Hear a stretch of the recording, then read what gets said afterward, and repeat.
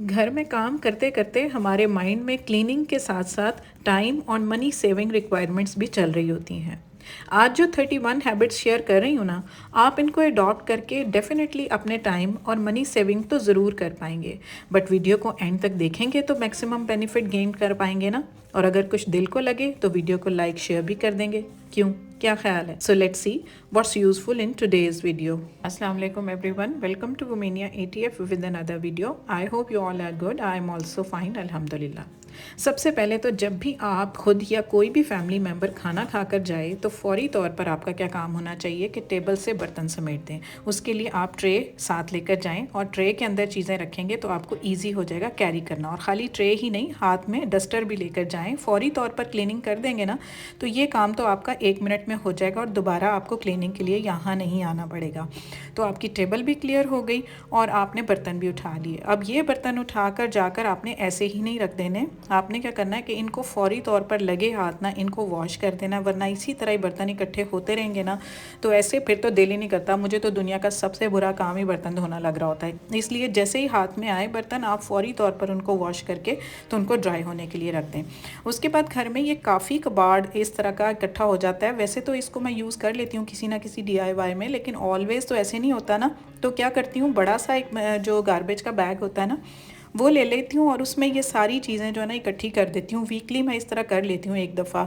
तो इनको फिर मैं इस तरह नॉट लगा के ना तो जाकर एग्ज़िट एरिया पर रख देती हूँ। उससे क्या होता है कि ये हमारी जो हेल्पर्स आती हैं ना या घर में कोई भी सर्वेंट्स आते हैं तो वो ये उठाकर ईज़िली यहाँ से पिक कर लेंगे और वो जाकर इसको सेल आउट कर देंगे। और मीनवाइल घर में जितना भी मोटा मोटा कोई गंद नज़र आ रहा होता है ना उसको साथ साथ ही मैं समेटती जाती हूँ, ताकि फिर जो है ना ये वाला क्लटर जो है ना बहुत बुरा लगता है। तो हेल्पर्स जाते जाते ना फिर ये ले जाती हैं।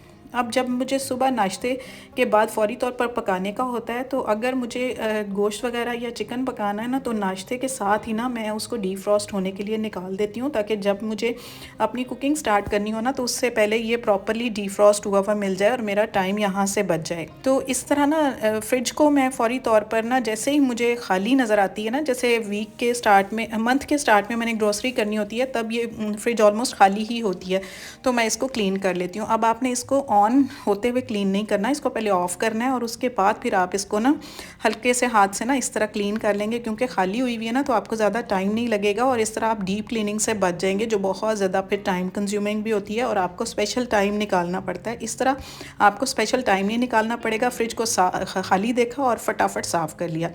लेकिन ये जो फ्रूट और वेजिटेबल वाला एरिया होता है ना, ये बास्केट, इसको आप ना वीक में एक दफ़ा ज़रूर साफ़ कर लिया करें। ये मैं आपको ऑलरेडी बता चुकी हूँ कि नीचे अगर आप इस तरह का कार्डबोर्ड का पीस रख देते हैं ना बेस पे तो सारा गंद उस पर आएगा। उसको आप फौरी तौर पर डिस्कार्ड करेंगे और आपका जो ये जो बास्केट है बिल्कुल साफ़ होगी और उसके अंदर दोबारा से अगर आप इसको रख दें ठीक है, अदरवाइज़ नया भी आप रख सकते हैं। अब ये जो हमारी वेजिटेबल्स होती हैं जैसे ब्रोकली हो गई, आइसबर्ग हो गया, लेटिस हो गया, तो ये बहुत सेंसिटिव भी होती हैं और ये थोड़ी सी कॉस्टली भी होती हैं। अगर हम इनको ज़्यादा देर के लिए लाते हैं, अब ये किचन गार्डन से मैंने उतारी थी तो थोड़ा एक हफ्ता गुजर गया था तो इसलिए थोड़ा सा इसका ना कलर चेंज हो रहा था। अब इसको संभालूंगी कैसे कि नीचे भी इसके किचन नैपकिन रखूँगी और ऊपर भी रखूँगी और इस तरह जो फूड स्टोरेज बॉक्सेस आते हैं ना उसके अंदर इसको रख दूँगी ना, तो अब ये बिल्कुल प्रिजर्व हो जाएगी और काफ़ी दिन तक चलेगी।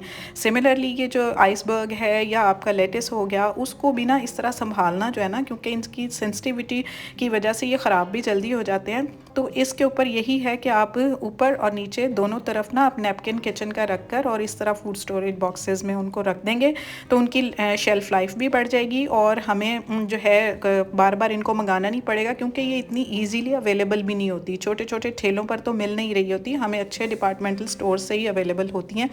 सो हमें जितना मैक्सिमम हो ना इनको अच्छे तरीके से फ्रिज में प्रिजर्व करके रखना चाहिए। तो उसके लिए बेस्ट यही है कि इस तरह के जो घर में आते हैं ना पेपर बैग्स, इनको आप चारों कॉर्नर से इस तरह काट लें। उससे आसानी ये होगी कि एक तो शेप बहुत अच्छी आएगी जिस तरह की आप लाएंगे और इनको टक इन करना भी ईजी हो जाएगा, और दूसरा जितनी हाइट आपको चाहिए होगी ना उतनी हाइट में आप इसको कट कर लेंगे ना तो आप अपनी जो वेजिटेबल्स है इसके अंदर रखेंगे तो बिल्कुल वो वेजिटेबल्स जो हैं पानी बिल्कुल नहीं छोड़ेंगी। ये सारा जो कार्डबोर्ड ये जो पेपर है ना ये पानी एब्जॉर्ब कर लेगा और आपकी जो वेजिटेबल्स है ना बिल्कुल ज़्यादा टाइम के लिए फ़्रेश रहेंगी और प्रिजर्व भी रहेंगी। तो इस तरह से ये मेरा वेजिटेबल और फ्रूट बास्केट डन हो जाती है। 1-2 दिन के बाद इसको ना मैं इस तरह से कर लेती हूँ वीक में 1-2 दफ़ा। तो उसके बाद अब ये देखें मुझे टाइम भी नहीं लगा और फ्रिज जो है ना खाली होने की वजह से साफ़ हो गई। अब ये ऊपर के एरिया में ना कुछ ऐसी चीज़ें होती हैं जैसे बेकिंग करो तो डार्क चॉकलेट होती है या ये चीज़ वगैरह होती है, तो इसको ऊपर के जो फ्रिज का एरिया होता है ना वहाँ रखना होता है। उसके लिए ना ये मैंने ऑर्गेनाइज़र लिया हुआ है। तो ये क्या होता है कि ये अगर मैं यहाँ जगह नहीं है ना फ्रिज के डोर में, तो मैं इसके अंदर रख देती हूँ, तो ये बहुत ज़बरदस्त रह जाता है। फ्रिज की ये जगह यूटिलाइज़ भी हो जाती है और मेरी चीज़ें इसके अंदर स्टोर भी हो जाती हैं। कुछ ऐसी वेजिटेबल्स होती हैं जैसे ये स्प्रिंग अनियंस होते हैं, इनको इस तरह से मैं रख लेती हूँ। और नॉन सीजनल जो चीज़ें जैसे फालसा हो गया, ब्लूबेरीज़ मैं नाश्ते में यूज़ करती हूँ, तो वो इस तरह से ना ऊपर के खाने में मैं फ्रीज़ कर लेती हूँ। अब बारी आती है नीचे की। नीचे के डोर में ना वो चीज़ें जैसे हमारे ये ब्रेड क्रम्स हो गए, लहसुन अदरक की पेस्ट हो गई, लेमन जूस हो गया, इस तरह की चीज़ें, हाँ सूजी, मैदा और बेसन वगैरह, ये ऐसी चीज़ें हैं, इनको ना मैं फ्रिज में ही स्टोर करती हूँ ताकि ज़्यादा टाइम तक जा सकें। जैसे मैंने सीड मिक्स रखा हुआ है, मैंने नाश्ते में यूज़ करना होता है, तो ये वाला एरिया नीचे वाला भी मैं यूज़ करती हूँ। ऑर्गेनाइज़र मैं यहाँ पे भी लगा लेती हूँ। तो ये हमारे जो केचप के सैशेस होते हैं ना उनके इसके अंदर स्टोर कर लेती हूँ। अगर आपके पास नहीं है तो नो प्रॉब्लम, आप इस तरह के जो स्पाइसेस के जो बॉक्सेस खाली होते हैं ना उनको भी आप क्लॉथ बाइंडिंग क्लिप से या पेपर क्लिप से आप इसको कर सकते हैं। तो अगर बड़े बिस्किट वाले डिब्बे हैं तो उसके अंदर देखें आप अपनी इस तरह की वेजिटेबल्स को आराम से स्टोर कर सकते हैं। इतनी ये लॉन्ग लास्टिंग हो जाती है ना। ऑलवेज़ ट्राई करें कि फ्रिज का जो टेम्परेचर है ना उसको बाहर के टेम्परेचर के अकॉर्डिंग सेट कर दिया करें। जैसे बाहर बहुत गर्मी हो तो इसका थोड़ा सा इसका टाइमर बढ़ा दें, अगर बाहर थोड़ी ठंड है तो उसको कम कर दें। और जो आपके फूड आपने स्टोर किया होता है ना तो उसको आप कोशिश करें इतना ही फूड बनाया करें जो कि आपको इस तरह से फिर कंटेनर्स में रखकर स्टोर ना करना पड़े। लेकिन अगर आप करते हैं ना तो उसको थोड़ी देर के लिए पहले बाहर ला कर रखें और उसके जब वो थोड़ा सा डिफ्रॉस्ट हो जाए ना, थोड़ा गर्म हो जाए, तो वो फिर उसको आप ओवन में गर्म करें। इस तरह आपकी इलेक्ट्रिसिटी बचेगी।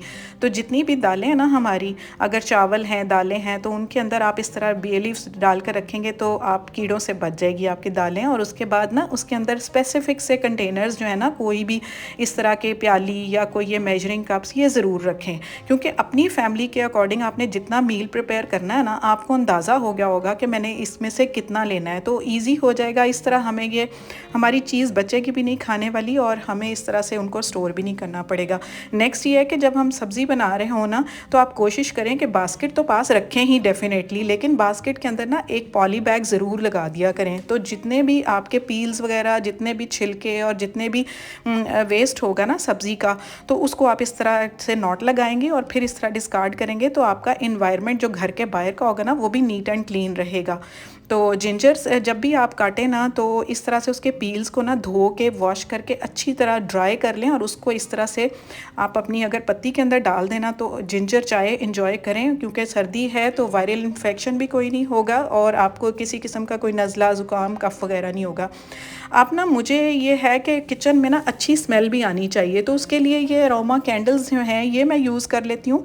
तो ये थोड़ी सी एक्सपेंसिव पड़ जाती हैं। अगर आप अरोमा कैंडल्स नहीं यूज़ करते, क्योंकि नॉन वेज वेज दोनों बनना होता है, तो अच्छी सी फ्रेगरेंस आनी चाहिए, क्योंकि किचन में फिर इस तरह ना काम करने को दिल करता है, फ्रेश फीलिंग आती है। तो उसके लिए अगर अरोमा कैंडल हम यूज़ नहीं करते तो इस तरह अगरबत्ती जो है वो तो ईज़िली अवेलेबल होती है ना, वो तो हर कोई अफोर्ड कर सकता है। तो आप ये ज़रूर लगा लिया करें काम करते हुए ना।